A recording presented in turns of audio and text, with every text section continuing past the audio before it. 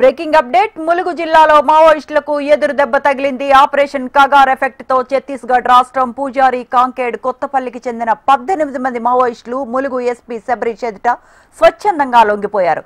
తెలంగాణ ప్రభుత్వం ప్రవేశపెట్టిన surrender come rehabilitation పాలసీలో భాగంగా వీరంతా లొంగిపోయినట్లు ఎస్పీ తెలిపారు. వీరందరికీ తక్షణ సహాయంగా 25,000 చొప్పున రివార్డు అందించారు. స్వచ్ఛందంగా లొంగిపోతే సహకరిస్తామని ధైర్యంగా లొంగిపోవాలనుకున్న మావోయిస్టులకు ప్రత్యేక ఏర్పాట్లు ఉంటాయన్నారు. కాలం చెల్లిన సిద్ధాంతాలను వదిలి జనజీవన స్రవంతిలో కలవాలని మావోయిస్టులకు ములుగు ఎస్పీ పిలుపునిచ్చారు.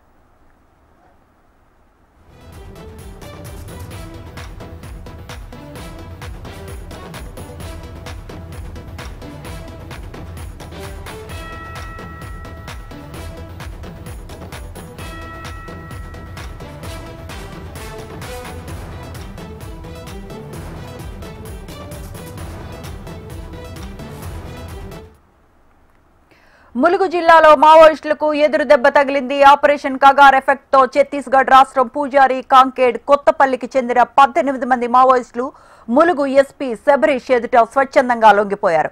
తెలంగాణ ప్రభుత్వం ప్రవేశపెట్టిన సరెండర్ కమ్ రీహాబిలిటేషన్ పాలసీలో భాగంగా వీరంతా లొంగిపోయినట్లు ఎస్పీ తెలిపారు. వీరందరికీ తక్షణ సహాయంగా 25,000 చొప్పున రివార్డ్స్ అందించారు.